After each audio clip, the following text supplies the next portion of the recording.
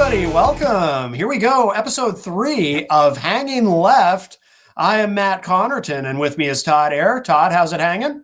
It is hanging left, as usual. Very left now. It's got to, we really got to shove it over to that side and make sure it stays there.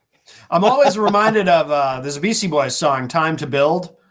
Do you know the song? It was never a single, but it's from the album To the Five Boroughs, or actually, I think it's an EP.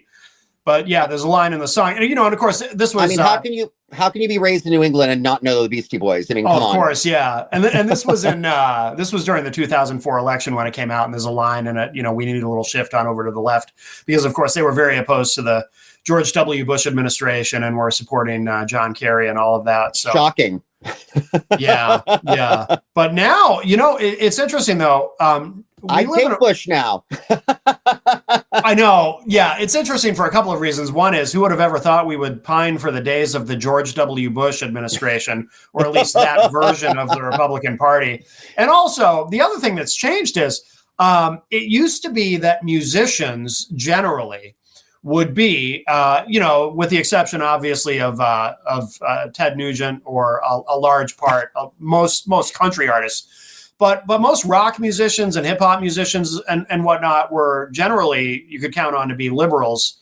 But now there's a lot of musicians, especially in metal, who seem to be MAGA, or at least sort of tacitly MAGA. It's changed. It's angry men, my friend, angry men, and they're probably also upset that they can't have that big hair anymore. Because they're losing it, they're aging. Sure. So, that receding hairline is really causing a lot of frustration amongst those cisgender headbangers. Yeah, I suppose that may very well be the case. That might be what it is. Yeah, I don't know. But here we are, episode 3. We did not do a show last week. We had internet problems here last week, and also I had to get another computer. So I have another computer that has a much faster processor. Did a podcast yesterday with my friend Eric Pilcher. No problems at all. Nothing freezing up. Everything was smooth. So I think now I'm much more confident with what we're working with now, that we can really, start bringing on guests and do all kinds of stuff. And the sky's the limit but I thought it was an internet connection problem before, but then I realized it was a computer that I was using. Even though it was a newer computer, it just didn't have fast enough processing speed to do what we're doing. So interesting. So problem solved, and so far so good. So that's why you're the tech guru, Matt. Yeah, somewhat. I'm not a tech expert, but I know probably more than most people. Proficient. Proficient's a good word. Yes. But so as we're doing this, of course, it is. And I forgot to mute my phone. That's okay. So I'm better with the technology, but not remembering to mute my phone. Oh, that's not good. I just blocked my camera. I don't know how I did that. Oh, yeah. Okay. Yeah. Anyway, sorry about that. That's okay. So today is June 15th, Sunday, June 15th. It is Father's Day. So happy Father's Day to all the dads out there watching. Right. Happy Father's Day. And so also another big weekend. Wow, there was a lot, actually. There was a lot. I mean, I don't know if we can cover it all, to be quite honest. I mean, from missiles lobbing from Israel into Iran to, attacks in Minnesota on political leaders, to, Pete Hegseth and our friend there, Mr. Dumpster Fire, playing soldiers. They never grew up, you see, so they had to have a little march, and they're right in front of the White House, play with their soldiers. Makes them feel like big, strong men. Yeah, absolutely. Yes. You know what they say about a man and the size of his missiles? No, anyway. It's not the size of the missile, it's how you launch it. Right, true. And how much it explodes. But that's right. Okay, exactly. we can beat that one to death, I think. Anyway. So yeah, I think that but I think a good way to kind of bring it all in, if you will, and cover everything and all the topics at the same time. Sorry, I'm looking off the side here at my list. Is I think we can really talk in general, about the icing on the cake there, which is the No Kings rally. Or if it coincided with a pride, we like to call it No Kings, Yes Queens. So, so I think that because that pretty much says it all. 9 to 11 million people out and about, screaming and yelling and banging drums and blowing horns, and just people have had enough. There was a lot of this on Saturday, of course, nationwide, but I also saw on Friday night here in Manchester, as I was going to WMNH 95.3, because I'm on the air Friday nights on Retro Spectrum Radio, and there was a small gathering of people, small compared to these massive rallies that we saw on Saturday, but here in Manchester, there were some people there on my way. If I had time, I would have loved to have gone and talk with them and maybe even record some interviews, but I had to be on the air, so there wasn't time to do it. But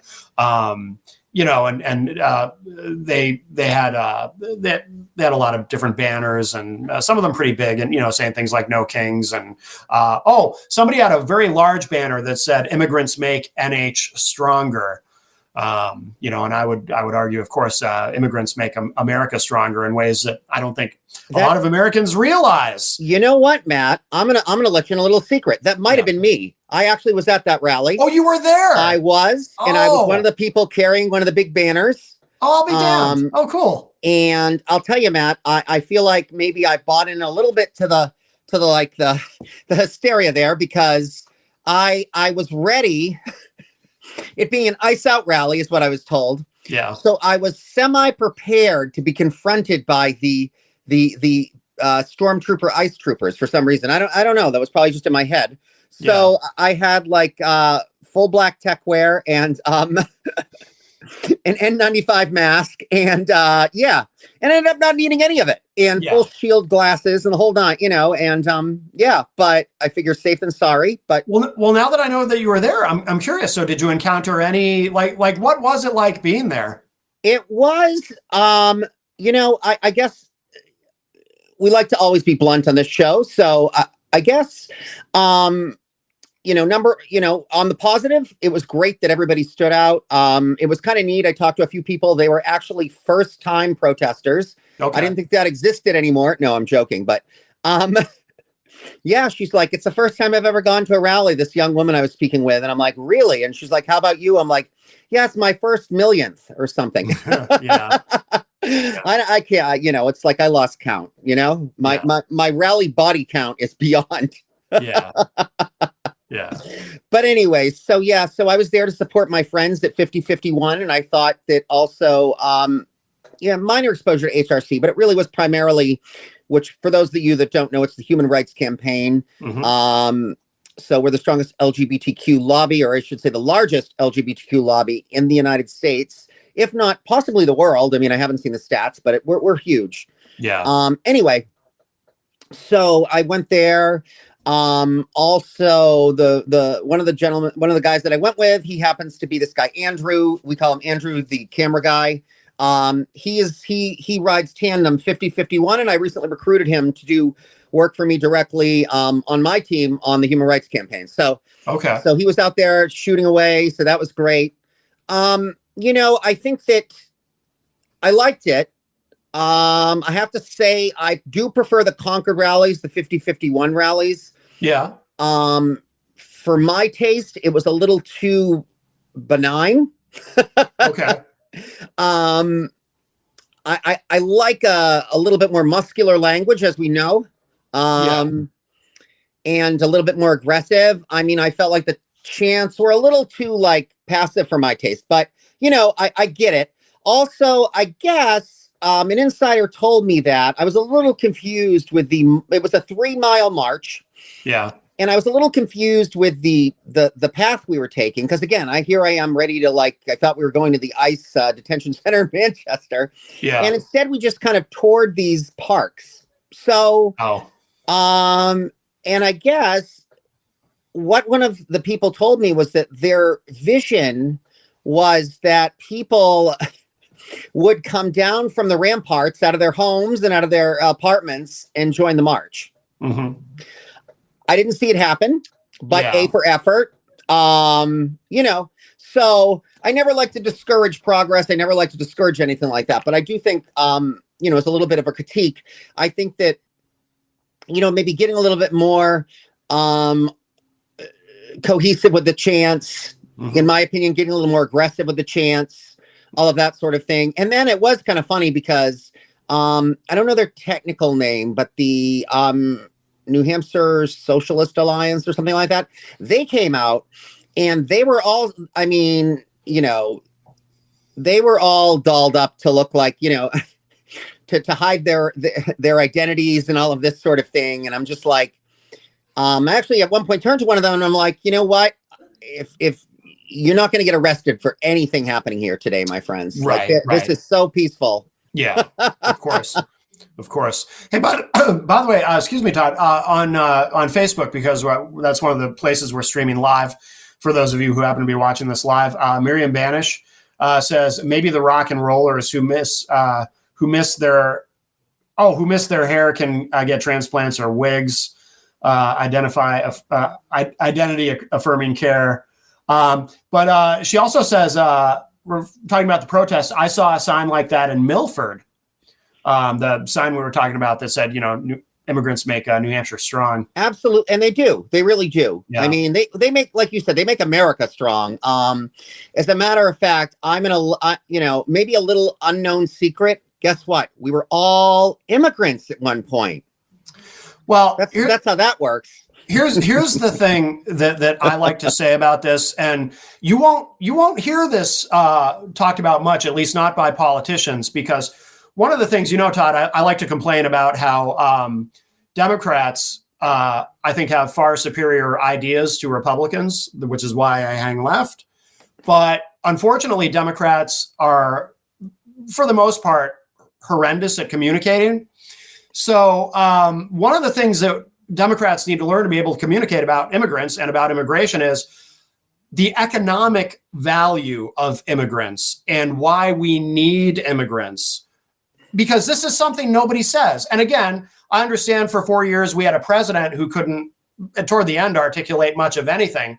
But we need Democrats to be able to go on television and go on radio shows and podcasts and explain to people, again, just like with go ahead, Todd. Yes. Yeah, I was going to say, in general, right now, I find Democrats, except there's exceptions, but I find them a little bit disappointing. Oh, yeah.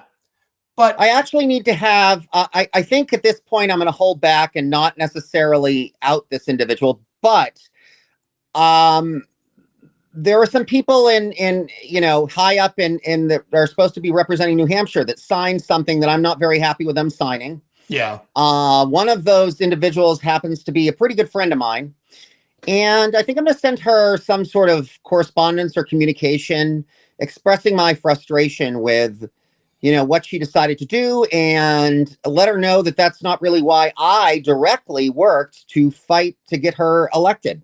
Mm-hmm. So, and also a little bit of a cautionary tale that, like, honestly, I'll tell you, interesting story. As we know, I'm very hanging left, and I'm very much progressive, pinko, commie. No, I'm not a communist, but anyway, but like that's what they blame us for being. But anyway, regardless, I'm proudly a progressive. But what's interesting is, so my sister, who is, I would say, more left center, even she said she would reconsider voting for this individual next time. I mean, she very much supported her this time around. And so I think that maybe in a kind way, because I'm not for beating her up, and I still, in some ways it was almost like a little bit of a personal punch in a slap. We won't go quite punch in the gut, but certainly slap across the face, because we put this person in hoping they weren't going to kind of follow the marching orders, and kind of shake things up a little bit. And I'm not seeing that happen. Yeah. Well, of course. But here's the thing. So if Democrats, kind of going back to what I was going to say about Democrats not being able to communicate basic concepts, here's a very basic concept. We need immigrants to contribute to our economy because there are not enough workers.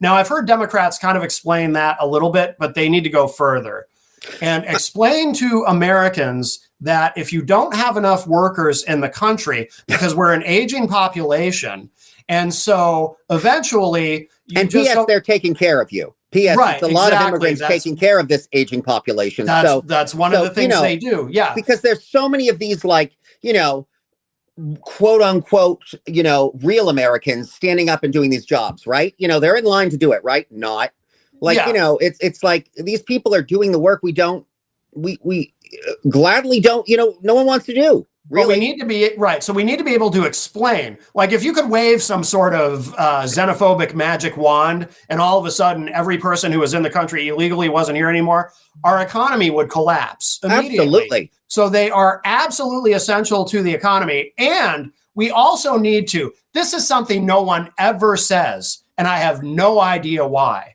When I hear people complain, well, these people, they come into the country illegally and they're just freeloaders and they don't contribute to the tax base. This I hear all the time. They come into the country and they don't contribute to the tax base, which is bullshit. First of all, completely wrong, completely ignorant. They come in like these farmers, if they have to, they'll make up a social security number. They'll do whatever they have to do, right? To get these people because they need the employees, but also even if you somehow are not paying income tax, which I think most of them are, but even if you're not, you are still contributing to the American economy and you are still contributing to the tax base. We're taxed up the wazoo in this country. We had all kinds of taxes. We don't have it here in New Hampshire, but most states have a sales tax, for example. So you can't even buy anything without contributing to the sales tax. That's just one example. So it is physically impossible to be in the United States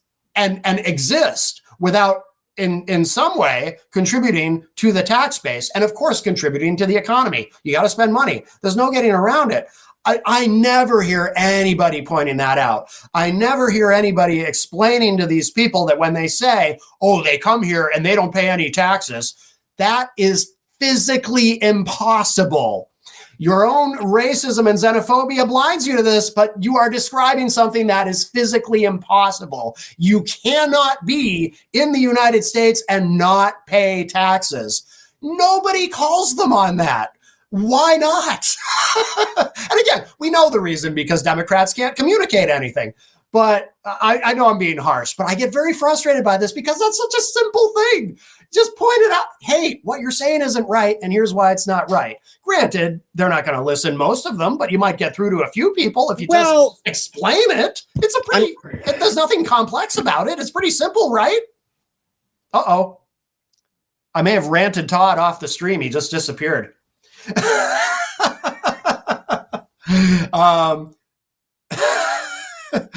For once, I'm actually I'm filibustering more than Todd here. Let's see. Well, while we wait for Todd to return, I'm sure he just had a problem with his phone. Here we go. Add to the completely stream. Went black there for a second. You're back. My screen. Well, I have it on widescreen though. I want to point out something. Yes. Might as well just give a shout out here. So Human Rights Campaign is doing. I'm actually going to be running the Pride Festival, the Pride this coming Saturday in Providence, Rhode Island. And I just wanted to show everyone the new Pride shirt. There it is. Very cool. So it's right there. I've already got mine, but yeah, you can get that at the Pride Parade for a discounted price. I think like online it's something like a $30 contribution, and we're doing like half price, something like $15, $20, something like that in person. So I'm going to go ahead and go to like a more closed in here camera. Nope, not the back camera. You don't need that. Whoa. All right. There we go. While you're doing that, Todd, by the way, so we have a couple people watching us live, streaming live. Nice. Brian Mackey is with us. He says Democrats also act on those good ideas. Extreme LOL. Right. That to your point with the person you're disappointed with.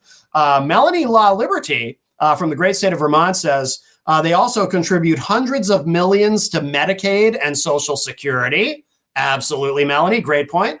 Melanie also says ICE would not be raiding businesses if they were not working and contributing. Another fantastic point. Absolutely. And Brian Mackey says, didn't Trump just say it? He rolled back on deportations on hotels and farmers. Yes, because he's being forced to acknowledge that there is a flaw in the xenophobic thinking of the right. Trump keeps on getting caught with his pants down, and KK Caroline Levitt, she's not doing the best job, managing his public relations. So, not shocking. And also, I'm starting to think that like Trump's policies are almost like New England weather. Wait a minute, and it will change. Well, that's why we have Taco. Trump always chickens out, right? Right, exactly. But because and that's the thing too, with speaking about the farmers, of course, if you say to these farmers, well, we're going to round up everyone who works for you and send them home, then that obviously not only are you're hurting farmers, putting them out of business, but you're also raising the price of food, contributing. There go the eggs. There go the eggs. Exactly. And none of this is complicated, but we need to be able to explain it to people and communicate it to people. And I know there's this sort of white ethno-state fantasy that if you get rid of all the brown people, hardworking white Americans are going to go and do those jobs. Which is insane. That's not. But then those same people have the option right now. I mean, they've gotten rid of enough immigrants. Why don't I see them lining up? I mean, I have a patriotic thing to do. Right. I mean, I have a friend that he's got a very successful contracting business. I'll have to ask him how many young, white, educated, or at least high school educated young men lined up to help him out, to drywall and do all of that grunt work. I'm sure it's en masse. I mean, I'm sure he can't. Yeah, by the way, Melanie said regarding Trump with his pants down, no one wants to visualize him with his pants down. Well, except his gut's so big that there really would be nothing to see anyway. So there you go, Melanie. Don't worry about that. That's true. And looks like Brian's not feeling that idea too much either. No, well, I'm a gay man, trust me, so I'm not feeling it either, Right, right. Yeah. So. I don't think Melania feels it. I think there's a reason why she always has that face of gruesomeness, like that. Yeah. She's always, she always looks like, I don't know. We need to fix our immigration system. The immigration system needs and there are some Republicans who, by the way, will agree with that we need to do a complete overhaul of the immigration system. I think we should overhaul the immigration system and then figure out how to bring people, out of the shadows and get them legal. And why would we not make it easier for these people to contribute to our society? Like, again, it's like, I just don't understand it. I mean, I'll be fully honest. I'm not taking their jobs. I don't want to do the same jobs they're doing. Like, and to be quite frank, we could all learn a little bit of a work ethic from them because everyone that comes here, any of the new immigrants I've ever met, they're always extremely hardworking, extremely polite. They go out of their way. And I'm going to ask you as well as the rest of the audience. I think I might have said this to you before, Matt, but I think it's important nowadays, especially when you see someone. I'm not saying call people out and say, oh, you're an immigrant. But if you have a pretty good idea that they are, make sure you say something kind, show them a smile, tell them they're doing a good job, do those things, because right now they're afraid and they need to understand that the majority of us are not okay with them being afraid. Right. And that we're doing everything we can to stand up for them. And that we're going to keep on standing up for them until these people are bye-bye, are gone. By the way, Miriam in the Facebook chat says she can't see the other chatters. Miriam, that's because you're on Facebook. If you stream the show on YouTube, you can find us on YouTube as well. You'll be able to see everyone's comments. The service that we use, Restream, it seems to separate Facebook and YouTube when it comes to the chatting. Don't know why. But yeah, so Matt, I have to keep my Facebook logged in for some reason. I don't know. So clearly, I don't know. Maybe Zuckerberg is hoping there'll be a way once we start to, climb in the ranks, that he'll be a way to suck money out of us. I don't know. No, but I like what you said about, being kind to immigrants and supporting them. And, because the climate has gotten to a point now where even people who are here legally, fully legally, are in some cases getting harassed, even deported. And right. So we're basically back. Yeah. So we're back in the lynch mob mentality of like the, post Civil War era, so we're going to have these like thugs that think they can go out into the streets and just, posse comitatus there, and start rounding up immigrants. It's just ridiculous. And another thing, too, I want to address on that subject, because I know that the right has some on the right, I should say, have this concept that, well, if you're not for rounding people up and deporting them, then obviously you're somehow pro-crime or something like that. And it's like, no, look, I'm all for rounding up criminals and getting rid of them, whether it's putting them in prison like you. or sending them back. If you find me criminals, and absolutely, I can find you criminals. Go to 1600 Pennsylvania Avenue. There's a lot of criminals there. There are. But I don't support. But here's the thing, though. They do, and this is objectively racist, in my opinion. They paint anyone who is in the country illegally, or even under some questionable, or refugees who are absolutely here legally. We know they're here. They paint them as all being criminals, as they're all criminals. They're all evil. And it's I'm going to say it, it's objectively racist, in my opinion. I think it's blatantly racist. I think all you have to do is look at Tom Homan. I mean, if he doesn't look like the poster child of racism, he reminds me of that, that football player, like that frustrated football player that could never make it even to the semi-pros. And now he's stuck as like a high school coach somewhere, and he's trying to make men, and he likes to teach cultural misogyny and racism.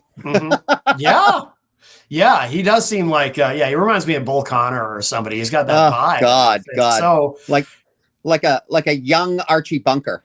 yeah. So it's very, very, very frustrating. They really are making America great, aren't they? But I don't know. I think the only way we can reach them is by just trying to really hammer home the economic benefits of immigrants. Absolutely. It's all about economics. And like I think I said this the last show, I'm going to say it again. I'm going to keep on saying it. Look, at the end of the day, we really need to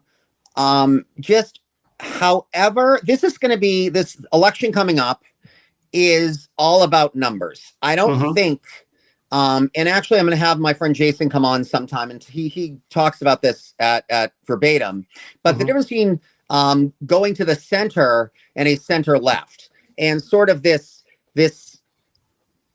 I think illusion that the Democratic Party has about going to the center and what they're really going towards. It's an interesting topic. We'll have to explore it. But anyway, we'll go back to the original, what we were talking about. Melanie made a great point. She said, and they are changing the rules to suddenly make people illegal. Exactly. Yes. Exactly. But Melanie, it's by selective choice. I mean, if you are an Afrikaner from South Africa, then you are welcome here. Yep. Yeah. So interesting. Just a side note, though, too. I know someone who is Canadian and white, who is here legally, who told me that at least for the next few years, she has family back home in Canada. Now she's here she's not an American citizen, but she's here on some sort of work program. I don't know how it all works. I mean, we used to have all kinds of things that people could come here because we considered ourselves collaborative, and we wanted to tap into that whole global village mentality, God forbid. Yeah. And she's not, this particular person, obviously I'm not going to say who it is, but she's not worried about being deported, but she is worried about, she's not going home right now, at least for the next few years, to visit family, because she's afraid she won't be able to get back in. So she's not worried about something happening to her here, but she's worried about not being able to come back in. So can't blame her. Yeah. Except sometimes I worry about having to come back in if I do decide to leave, because if I decide to leave, it's because it's gotten that way. I'm not worried. So I don't know, but that was a little bit of a joke. But yes, of course, I wouldn't. That's all a joke, of course. People, don't worry. I'm not an expatriate yet. As a matter of fact, unfortunately, the MAGA heads are stuck with me. I'm going to be here until I can't be. Brian Mackey said, history has it we stole the land from the Indians. So we are all illegal. Extreme LOL. Yeah, I mean, I think even if we had maybe, not to sound imperialistic, but I think that maybe even if we had come over and sort of started with like almost like, some kind of bartering system or like a trade, and didn't come and take it over, but actually we're like, hey, we would like to also colonize this area. Is there something we can do? Can we give you some sort of compensation to move west and these types of things? But, I think that, I don't know. I mean, there's something with a certain portion of the, of that cisgender, heterosexual white male, and not all of them, because that's mad as well. But like, Right. but the vast majority aren't like this. But for some reason, there's a few of them that I don't know if they just were like dropped in their heads as children, but they are just angry about everything. And they legislate about that with their anger, and they run their families with their anger, and they run their companies with their anger, and they treat everybody. It's all they're just angry all the time. Yeah. Yeah. So I think that's what we're facing. It's like, I guess it's that bully mentality. Well, some people think a lot of it is that we're experiencing is, I've heard people say this about Trump specifically, but also in a broader sense, that so much of what we're experiencing now is still backlash to Obama, to 8 years of having a black president. I think, and actually, this is something I think my friend Jason will go into deeper, but I think actually that if you actually look at the overall public, so first off, number one, Trump did not, I know they say he he killed it. He didn't kill it. He won by 1% we'll give him 2% and be liberal of the popular vote. That's if you go by the Electoral College map, it looks like a landslide. But if you go by the popular vote, you're right. That's a great thing to put out. By the Which popular vote, he won. That's not killing it. He won, but barely. It was a close election by the popular vote. You're right. And that, honestly, at the end of the day, is what matters. And hopefully we can, that's another reform, add to the list, get rid of the Electoral College. But, because I don't know who the hell these people are, but, it's almost like AI, like I don't need AI voting for me. I don't need the Electoral College. So, yeah. But anyway, I digressed. What was I forget what I was saying. By the way, Melanie said if Kamala was a white man, she would have won. I don't know. I don't know if that's the case. I don't know about that right now because, unfortunately, Melanie, a lot of the people, as a matter of fact, going back, little backtrack here, during that march in Manchester on Friday, we had two very loud people, actually three very loud people. And it goes to show you that willful ignorance amongst the MAGAs is strong. We had a woman try to drive through the march. Really? Screaming at us because we were crossing the street. Oh. We had a guy with a tomahawk tattoo yell about MAGA and then say that the tomahawk represents conservatism. Interesting. And then we had a Spanish guy yelling immigrants go home. So, clearly we're dealing with a very highly intelligent group here. So we, yeah, because it's always good to fight for the party that is against your self-interest. That's always what I say. I mean, if I meet a group and they're like, God, I hate gays, I hate,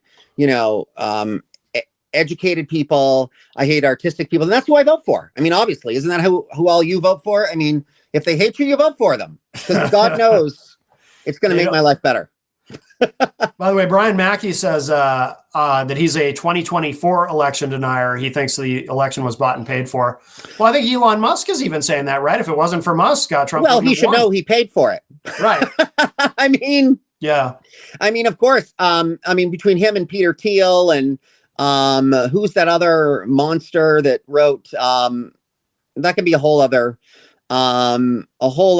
story. The monsters under the bed, we can call it, and we can do a whole other thing about Thiel and all our favorite children's authors of 2025. Yeah, that is. Someone actually had a sign that said, "If you want to ban some books, ban Project 2025." I was like, "Absolutely, my friend, absolutely." 100%. Melanie points out Elon Musk isn't even an American. No, he's South African, which is again why it's all about trying to have like, you know, a new apartheid here, I guess, in the United States. But anyway, I know what I was going to say. I got it. Oh my God. ADHD. Thank you. What I was going to say is this. I actually think if you take a true snapshot of all of us that care, plus those that maybe are not informed enough, but you talk to these people one-on-one, the vast majority of these people now, America's going center-left. It's not going center-right. There's a loud group of right-wing people, but it's not the majority. And so I truly believe, you know, you see this all the time. When a movement is dying, people get louder. People get more aggressive. People get angry. And again, it's these angry men. They're angry. They're trying to save their world, which PS is dying. It's extinct. I mean, because just by sheer numbers, there's more of all of us than these angry racist men. I think there are a lot of people who don't realize. I think there are a lot of people who are MAGA who are I mean, obviously you've got the hardcore MAGA base, but I think there are also a lot of people who just don't. Again, we have to do better at explaining this stuff. Who don't realize that. For example, if you have a steady diet of conservative media, then you don't know that most of these immigrants are not criminals. You know what I mean? A lot of, or there's and that group, that's one thing. But the part that I think is that willful ignorant group. So the people that, even some of the people that I grew up with, and no, I don't know any of my peers per se, but I certainly know my mother's peers, and some of these people, I literally think A, they didn't think Trump would be that bad.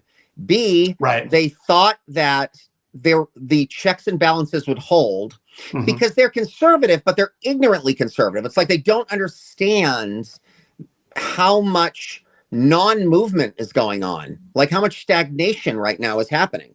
And as we've realized, you know, non-action is just as dangerous as you know, aggressive conservative action.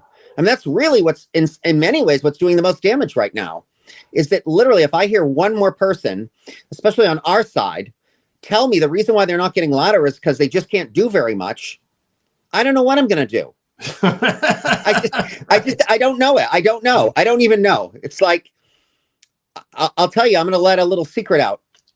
I've never voted for any political leader that was, I consider myself progressive, but I'm a pragmatic progressive. So I guess I'm guilty of like, let's get, you know, a left-leaning, more towards the progressive side, but still enough like palatable to the general public that almost, I don't know, maybe I'm trying to trick them. I don't know. But anyway, that I can get these, you know, that they'll let these people get in power. And then once they get in power, that they'll sit down and they'll listen to their progressive cohorts and, you know, have some aha moments instead of the opposite of what we're seeing, except for, I have to say, shout out to Newsom. Finally, someone with a lot of power and a lot of voice. And I know, surprise, surprise, he's actually got a lot of money too. And he's still standing up for us. So that's my shtick. His shtick is like low communication amongst the Democrats. My shtick is don't bash those with money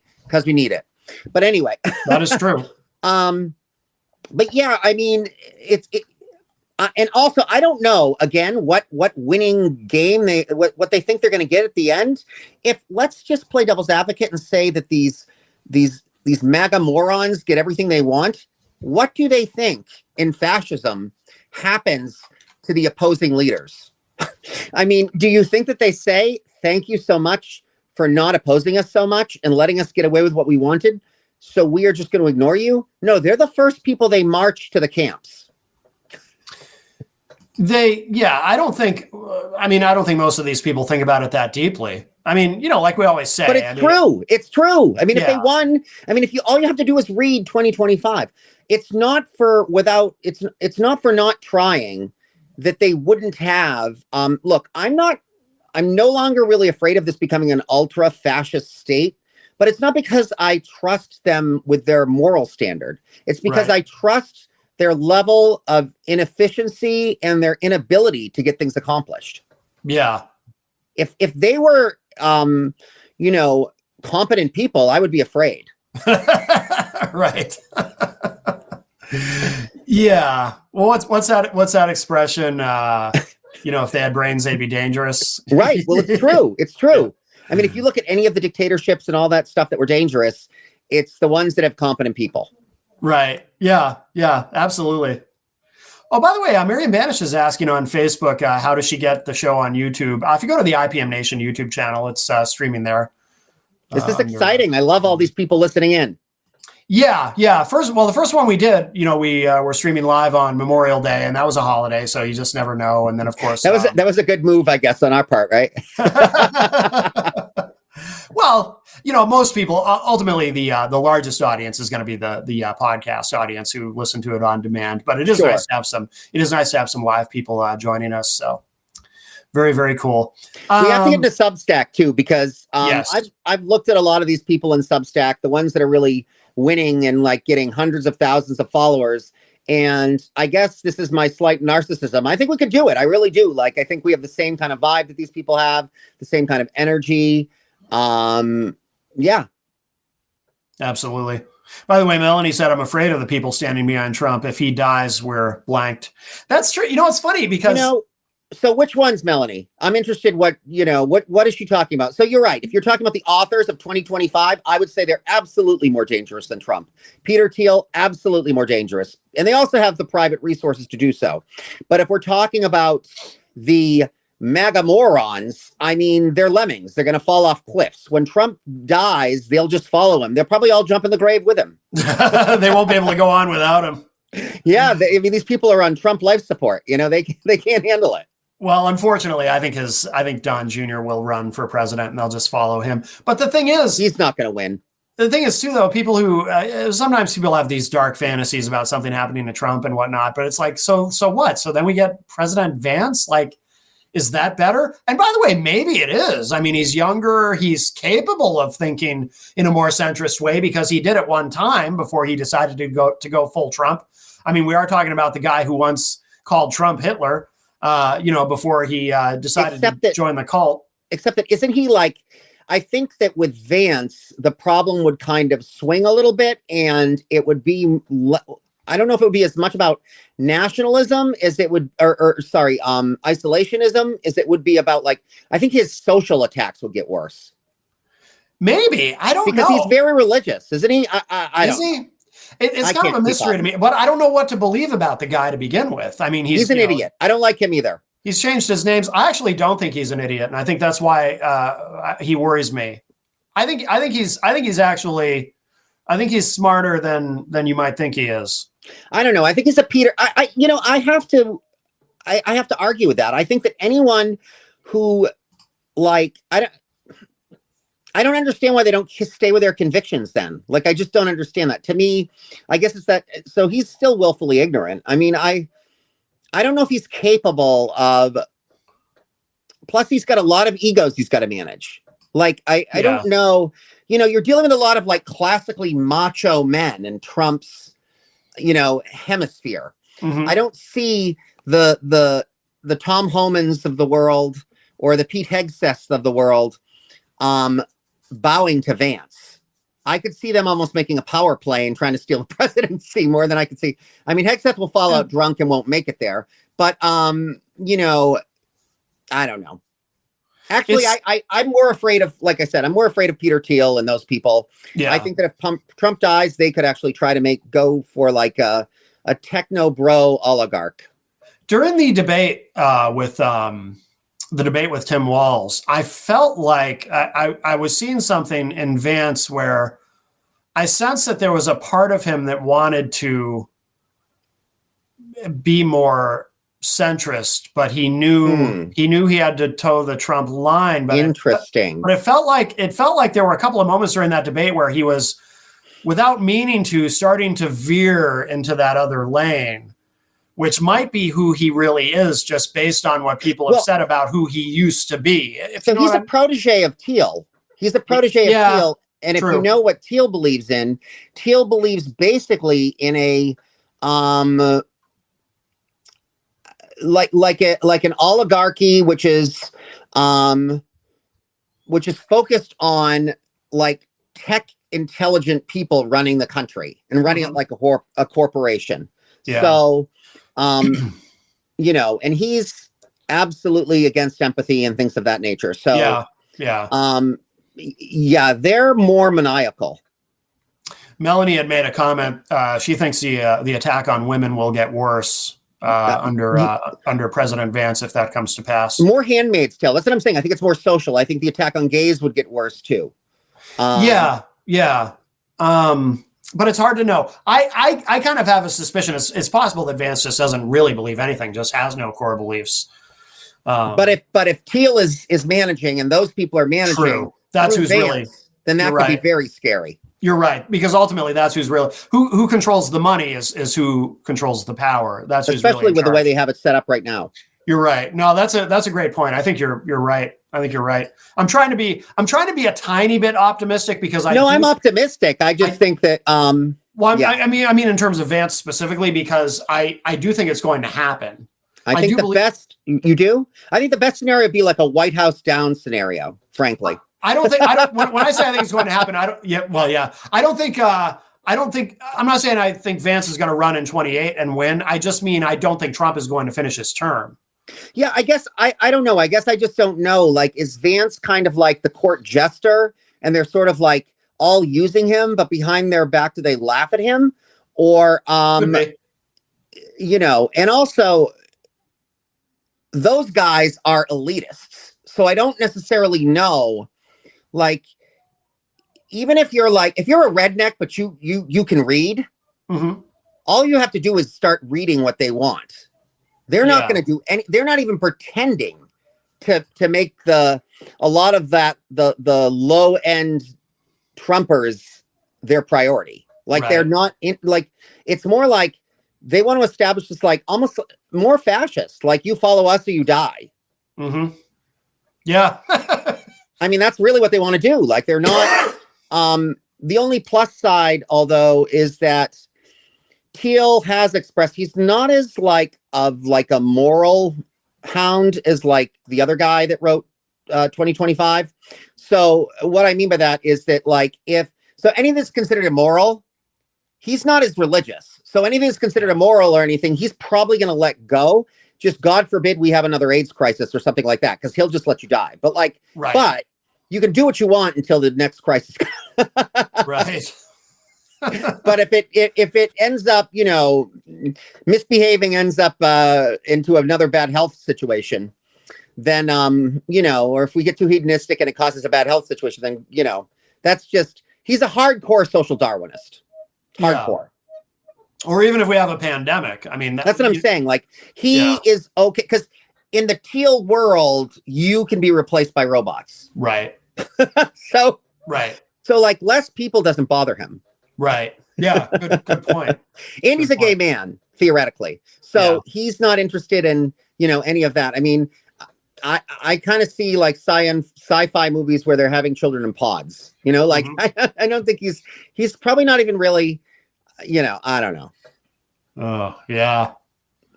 Well, time will tell. Let's. What else do we have? We talked a lot about immigration. Melanie said, rednecks can't read." Oh yes, that is true. Very true. That's not true. They just read the wrong things. They can't interpret, Melanie. They can't interpret. They don't know what they're reading. I think they can read, but you know. Yeah. It's not saying a lot. Yeah. What else have we got? Was there anything else that we wanted to touch on? No, I just wanted to like really, you know, we haven't really touched on this that much. I mean, I think the whole, like, listen, what does everyone think about the policing of the United States, you know, specifically LA and stuff like that with military, you know, the Trump regime and then this whole parade and all of this, like, you know, what do we think of that? Yeah. I mean, I think that I was saying to somebody the other day, it's not the America I grew up in. I never would have thought that we would see something quite like this. Quite an understatement, my friend. And and don't get me wrong. And again, this is another one of those things where I just want to be clear, because people will hear this. And Right, say, for sure. So you think violence is fine and all that? Also, I'm not anti-military. I want that out there too. Not anti-military, and I'm not anti-police. I don't believe in defunding the police. Right. I believe in I just want my police force to be, articulate and God forbid woke, and like all of these things, I just mean, I know woke's a 4-letter word, but I mean, aware, culturally aware, and aware of and be civil servants like they're supposed to be, like actually care about the people they're policing. Right. And we don't want police and military to be misused, and using police and military. Again, it's one thing if there's, I never condone violence or vandalism or anything like that. But when and again, this is what they do, right? They paint anyone who objects, any protesters, they're all violent, they're all criminals, and they all need to be intimidated. So that's what I have a problem with, using police and military to intimidate people so that they are afraid to exercise their First Amendment rights. I mean, we're finding that it's actually having the reverse effect. Mm-hmm. Yeah, it's emboldening people. Yeah. Yeah. Actually, I think it was a senator today on, I'm not good with all the names, but I think it was the Democratic senator from Connecticut. He was on Meet the Press, I believe, or maybe was it Chris Murphy? I think so. Okay. And Chris said that, look, one of the things that happens when you bring in a paramilitary looking force or military force or whatever is that it actually incites people, because, when people get afraid, it's fight or flight. Mm-hmm. And I think that since most of us don't have the choice or aren't choosing to flight, like we're not giving up America, then the only other option is to fight. Yeah. And I don't know. I mean, and plus they've pretty much said to us that, like, if, we see full passiveness to the point where, like, you're pretty much just like really bending over and taking it, we see that as a weakness, and we're going to exploit it. So that's why I have this hat on right now saying, these colors don't run. I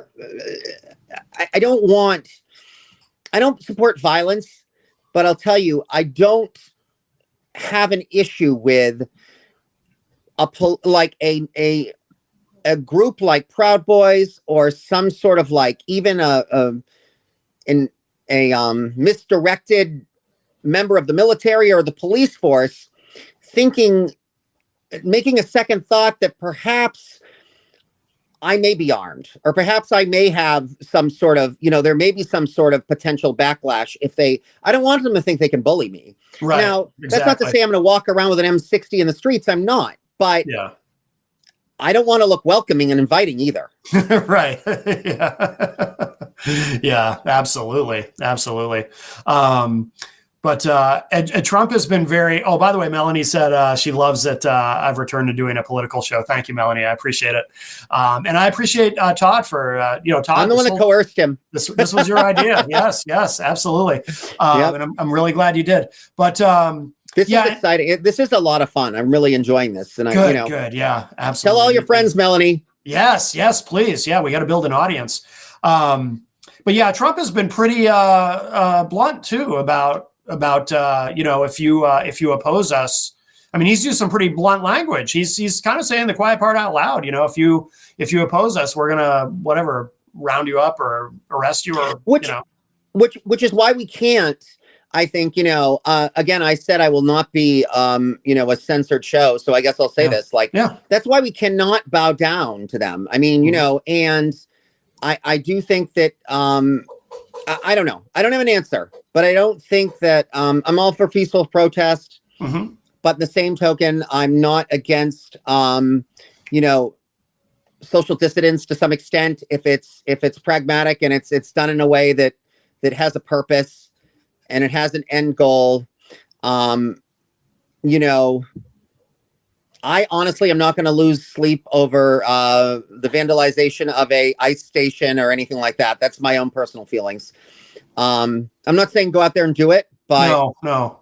But I'm not saying that, and I'm not saying I'm going to celebrate it, but I'm not saying that I'm also not going to look at the big picture and say, look, I see why this is happening. And I'm not going to do what the national news is. And like almost, I don't know if they know they're doing this or they know they're not doing this, but I think to some extent, it's like, just that one person that's, one bad actor that's making it all look like this. Mm-hmm. And P.S. a lot of those guys are not protesters. They are actual criminals using this sort of, volatile situation to loot and rob and steal. It's what it's about. It's not about, whether it was the BLM movement or any of this stuff.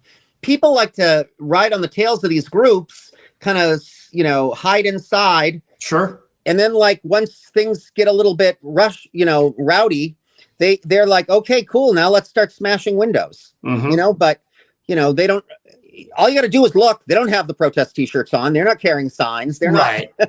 You can figure it out who the bad apples are. Come on, Yeah. 100%. 100%. These are the same kids that like are riding around on dirt bikes and harassing people, on their way to work. These are not, and this is to both the left and the right. Like, let's not bring these people into the fold. These are not our supporters. They're not our supporters either. So. Yeah, exactly. What was the other thing? Oh, and the military parade, of course, was yesterday too. They said a lot of soldiers were not happy about it. Like they really felt like it was like they were being used, which frankly they were. Yeah, hard to guess though how many, because people in the military can't say anything. Can you? Well, they can't say anything, but also, people in the military tend to be more conservative. So, I'm sure probably the majority of them are MAGA, but I don't know, or MAGA adjacent in terms of their ideologies. But yeah, some of them were probably like, yeah, this is, why are we doing this? And not only, is it something you'd expect to see out of North Korea or Russia, except that MAGA. I'm going to play devil's advocate on that because MAGA supported an insurrection. Right. And if you are pro-military, most people that went and fought for this country for democracy are, especially once you go up the ranks. If you're in it long enough, you're going to realize that like, that was nothing more than an insurrection. There was nothing patriotic about January 6th. Right. So they're not going to support. I think they're probably as nationalistic in some respects, perhaps. Yeah. They're going to, obviously, there are some that are going to lean more towards war. Some of them, yes. Yeah. And I also think it would vary if we were to pool. I think it would vary from both the position they're in and, what rank they are as far as that goes. And also what branch. I think different branches, you get a different vibe.